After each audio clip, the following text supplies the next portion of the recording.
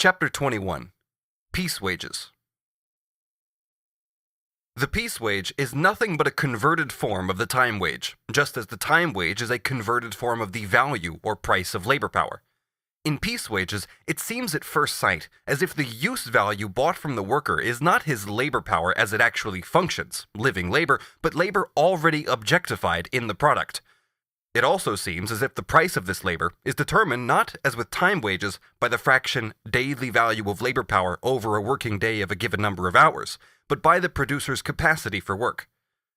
The confidence that trusts in this, the mere appearance of things, ought to receive an initial severe shock from the fact that both forms of wages exist side by side, at the same time and in the same branches of industry.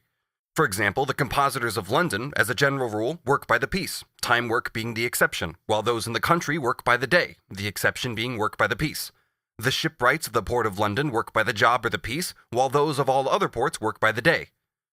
In the same saddlery shops of London, often for the same work, piece wages are paid to Frenchmen and time wages are paid to Englishmen. In the actual factories, where piece wages are the general rule, certain specific operations have to be accepted from this form of evaluation on technical grounds, and they are therefore paid by time wages. However, it is in itself obvious that the difference of form in the payment of wages in no way alters their essential nature, although the one form may be more favorable to the development of capitalist production than the other. Let the ordinary working day contain 12 hours, of which 6 are paid, 6 unpaid. Let its value product be 6 shillings. The value product of 1 hour of labor will therefore be sixpence. Let us suppose that, as the result of experience, a worker, working with the average amount of intensity and skill, and therefore devoting to the production of an article only the amount of labor time socially necessary, produces, in the course of 12 hours, 24 pieces, either distinct products or measurable parts of some integral construction. The value of these 24 pieces, after we have subtracted the amount of constant capital contained in them, will be 6 shillings. The value of a single piece will be 3 pence. The worker receives 1.5 pence per piece, and thus earns 3 shillings in 12 hours. Just as with time wages, it doesn't matter whether we assume that the worker works 6 hours for himself and 6 hours for the capitalist, or half of every hour for himself and the other half for the capitalist, so here it doesn't matter whether we say that each individual piece is half paid for and half unpaid for, or that the price of only 12 of the pieces is the equivalent to the value of the labor power, while in the other 12 pieces, surplus value is incorporated. The form of piece wages is just as irrational as that of time wages. While in our example, 2 pieces of a commodity, after subtraction of the value of the means of production consumed in them, are worth 6 pence, as the price of 1 hour of labor, the worker receives for them a price of 3 pence. Piece wages are not in fact a direct expression of any relation of value. It is not therefore a question of measuring the value of the piece by the labor time incorporated in it. It is rather the reverse. The labor the worker has expended must be measured by the number of pieces he has produced. In time wages, the labor is measured by its immediate duration. In piece wages, by the quantity of products in which the labor has become embodied during a given time. The price of labor time itself is finally determined by this equation. The value of a day of labor is equal to the daily value of labor power. The piece wage is therefore only a modified form of the time wage. Let us now look a little more closely at the characteristic peculiarities of piece wages. The quality of the labor is here controlled by the work itself, which must be of good average quality if the piece price is to be paid in full. Piece wages become, from this point of view, the most fruitful source of reductions in wages and of frauds committed by the capitalists. This is because they provide an exact measure of the intensity of labor. Only the labor time which is embodied in a quantity of commodities laid down in advance and fixed by experience counts as socially necessary labor time and is paid as such. In the larger workshops of the London tailors, therefore, a certain piece of work, a waistcoat for instance, is called an hour or half an hour, the hour being valued at 6 pence. Practice determines the size of the average product of 1 hour. With new fashions, repairs, etc., a contest arises between the employer and the worker as to whether a particular piece of work is 1 hour and so on, until here also experience decides. If the worker cannot provide labor of an average degree of efficiency, and if he cannot therefore supply a certain minimum of work per day, he is dismissed. Since the quality and intensity of the work are here controlled by the very form of the wage, superintendence of labor becomes, to a great extent, superfluous. Piece wages therefore form the basis for the modern domestic labor we described earlier, as well as for a hierarchically organized system of exploitation and oppression. The latter has 2 fundamental forms: On the one hand, piece wages make it easier for parasites to interpose themselves between the capitalist and the wage laborer, thus giving rise to the subletting of labor. The profits of these middlemen come entirely from the difference between the price of labor which the capitalist pays and the part of that price they actually allow the worker to receive. In England, this system is called, characteristically, the sweating system. On the other hand, piece wages allow the capitalist to make a contract for so much per piece with the most important worker. In manufacture with the chief of some group, in mines with the extractor of the coal, in the factory with the actual machine worker, at a price for which this man himself undertakes the enlisting and the payment of his assistants. Here, the exploitation of the worker by capital takes place through the medium of the exploitation of one worker by another. Given the system of piece wages, it is naturally in the personal interest of the worker that he should strain his labor power as intensely as possible. This in turn enables the capitalist to raise the normal degree of intensity of labor more easily. Moreover, the lengthening of the working day is now in the personal interest of the worker, since with it his daily or weekly wages rise. This gradually brings on a reaction like that already described in time wages, quite apart from the fact that the prolongation of the working day, even if the piece wage remains constant, includes of necessity a fall in the price of labor. In time wages, with few exceptions, the same wage is paid for the same functions, while in piece wages, although the price of the labor time is measured by a definite quantity of the product, the daily or weekly wage will vary with the individual differences between the workers, one of whom will supply within a given period the minimum of product only, another the average, a third more than the average.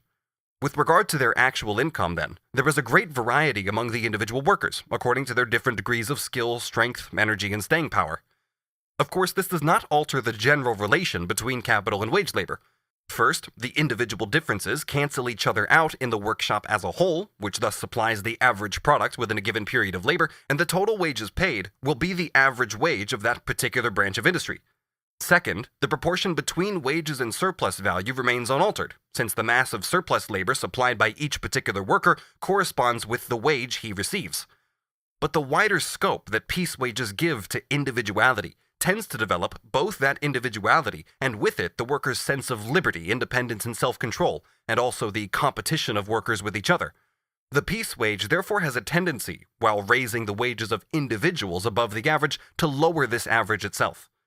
However, where a particular rate of piece wage has for a long time been a fixed tradition, and its lowering therefore has presented especial difficulties, in such exceptional cases, the masters have sometimes had recourse to the forcible transformation of piece wages into time wages. In 1860, for instance, this action set off a big strike among the ribbon weavers of Coventry. Finally, the piece wage is one of the chief supports of the hour system described in the preceding chapter. From what has been shown so far, it is apparent that the piece wage is the form of wage most appropriate to the capitalist mode of production. Although by no means new, it figures officially side by side with time wages in the French and English labor statutes of the 14th century. It only conquered a large field of action during the period of manufacture properly so called. In the stormy youth of large-scale industry, and particularly from 1797 to 1815, it served as a lever for the lengthening of the working day and the lowering of wages. Very important material bearing on the movement of wages during that period is to be found in the two blue books, Report and Evidence from the Select Committee on Petitions Respecting the Corn Laws, published from the parliamentary session of 1813 to 14, and Report from the Lords Committee on the State of the Growth, Commerce, and Consumption of Grain, and all laws relating thereto, from the session of 1814 to 15. Here we find documentary evidence of the constant lowering of the price of labor from the beginning of the anti-Jacobin War. In the weaving industry, for example, piece wages had fallen so low that in spite of the very great lengthening of the working day, the daily wage was then lower than it had been before. Quote, "The real earnings of the cotton weaver are now far less than they were. His superiority over the common laborer, which at first was very great, has now almost entirely ceased. Indeed, the difference in the wages of skillful and common labor is far less now than at any former period." End quote from Remarks on the Commercial Policy of Great Britain, published in London in 1815. How little the increased intensity and extension of labor through piece wages benefited the agricultural proletariat can be seen from the following passage from a pamphlet in favor of the landlords and farmers. Quote, "By far, the greater part of agricultural operations is done by people who are hired for the day or on piecework.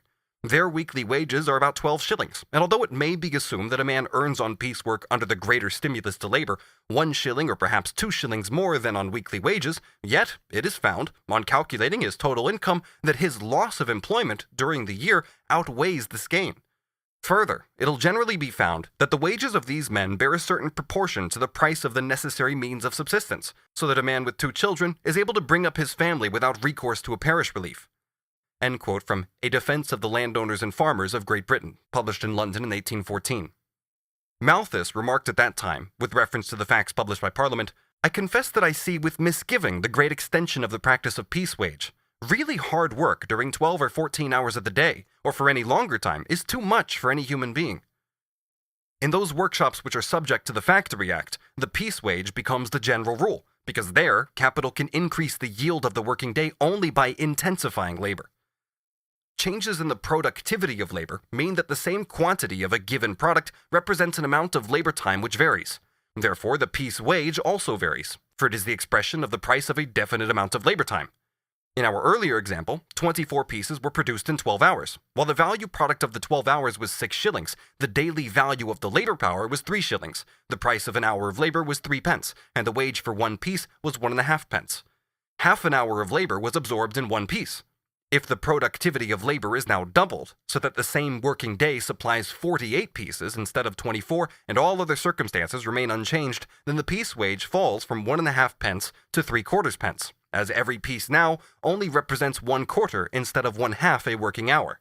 24 times 1.5 pence is 3 shillings, and similarly, 48 times 3/4 pence is 3 shillings.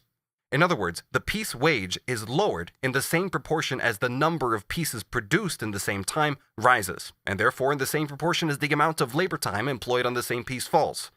This change in the piece wage, so far purely nominal, leads to constant struggles between the capitalist and the worker, either because the capitalist uses it as a pretext for actually lowering the price of labor, or because an increase in the productivity of labor is accompanied by an increase in its intensity, or because the worker takes the outward appearance of piece wages seriously, i.e. he thinks his product is being paid for and not his labor power, and he therefore resists any reduction of wages which is not accompanied by a reduction in the selling price of the commodity.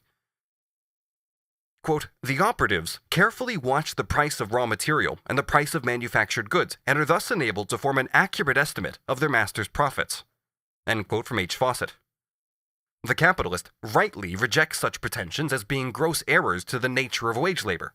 He cries out against this presumptuous attempt to lay taxes on the progress of industry and declares roundly that the productivity of labor does not concern the worker in the least.